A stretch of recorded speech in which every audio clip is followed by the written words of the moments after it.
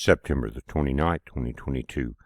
Guys, you're looking at the latest from the National Hurricane Center. It came out about 40 minutes ago at 8 p.m. Eastern.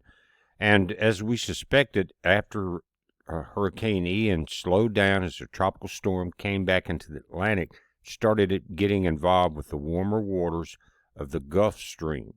And it's still encountering those. It still has a ways to go before it gets out of that warmer water. But we have a Category 1 hurricane now. Its winds are up to 75 miles an hour. It's predicted to come into central South Carolina tomorrow afternoon at 2 p.m. Friday. That's an important time. Your red areas indicate hurricane warnings. Outside of that, going from Nags Head down into Florida, is a tropical storm warning. So it's going to come ashore Friday at 2 p.m., and according to this, move through South Carolina, into North Carolina, into Virginia, skating Tennessee, and up into West Virginia. We don't know what will happen then, but as always, these storms, when you're going through the Smoky Mountain area, can create a lot of rain, a lot of runoff, and a lot of flash flooding. Remember that. But South Carolina, you have seen this before.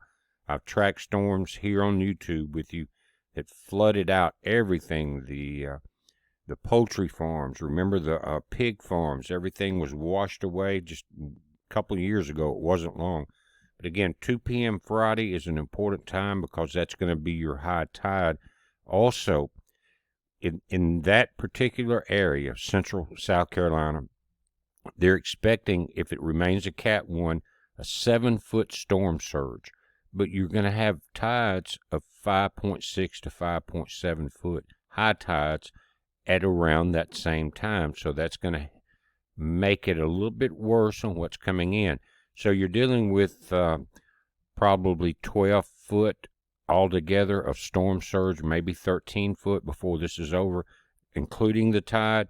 And if you've ever had a boat along the coast, and I have, then that is going to, you know that it's not going to make it through a 13-foot rise with the winds of a Cat 1.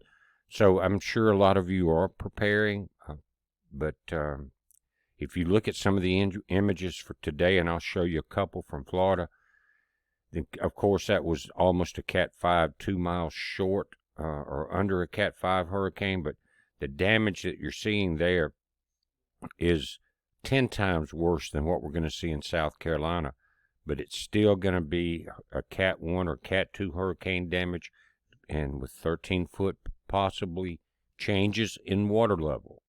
You know what that means. Now again, the latest update from the National Hurricane Center. Notice your strongest area as far as storm surge is in the orange, and it goes from Modesto Beach up to the Mural Inlet right there. Again, most of South Carolina, 4 to 7 feet. But all the way from Modesto Beach down to Flagler, back into Florida, 4 to 6 feet. You get north of Mural Inlet, or the Murals Inlet, 3 to 5 foot. Cape Fear, 2 to 4 foot, all the way up into Duck. But what you got to remember, when you start getting into these bays and inlets, it's like a funnel going, and that's going to push the water higher. But this is expected to come in 2 p.m. tomorrow, 4 to 7 foot in this area.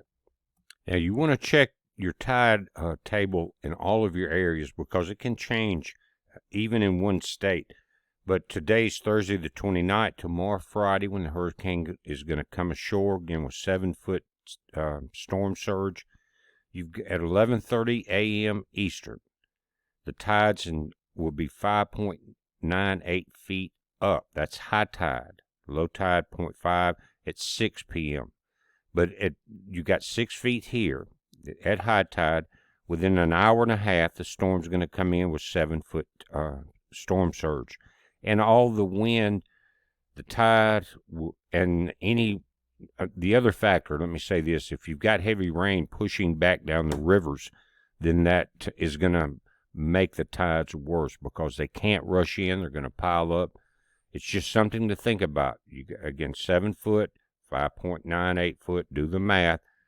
and look at where you're at. If you've got boats, you got a house, you got livestock, whatever it is, pets, you want to take a look and at where you're at the timing, and make sure that you're prepared for all of this. Let's look at satellite images. Now, it is currently 7:27 p.m. Central. That would be 8:27 on the East Coast, guys, and this is what we have. You can see that Ian has moved off the coast of Florida. It had been slowed down to a tropical storm. Now, Cat 1, it's going to make a very quick turn right back, guys, into the coast of Carolina. Here it is now, and it's headed right through here, if all the models is right. Remember your tide watches and warnings. It still has plenty of energy. The bottom half of the storm is not wrapped right now with a lot of moisture, mostly the top half. But guys, it looks like to me that you've already been getting a lot of rain in this area for the last few days. Look at all the moisture that's moving up. And if I move this slightly, watch, as I showed you this morning, this just continues out into the North Atlantic. So there's a lot of moisture been in the area. I don't know exactly how much moisture you guys have had or rain on the ground in the Carolinas. We've been watching Florida so intensely, but you got more coming, and you're going to have to watch it.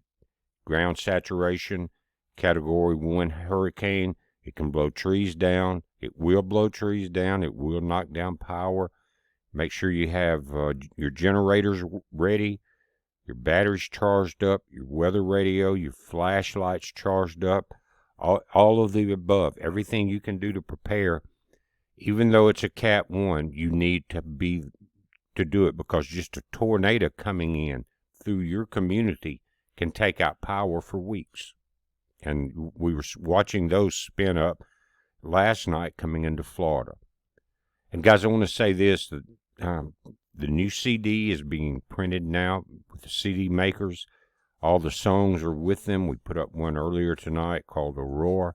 And what I want to do is I want to show you something where you can go in. And, of course, YouTube, when you put audio here, it's compressed.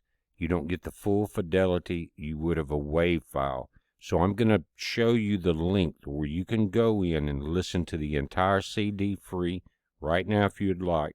And we would appreciate it if you want to order one. The first order is almost sold out. So what we did, doubled it.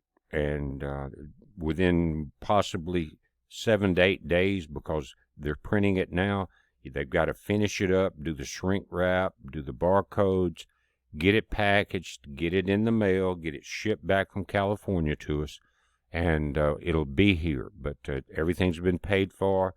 Everything's good to go. So I want to leave you with a link, and go there and listen in high fidelity, WAV files, super mastered. As a matter of fact, when you get over to SoundCloud to our playlist, everything's been Dolby mastered, and that makes a big difference.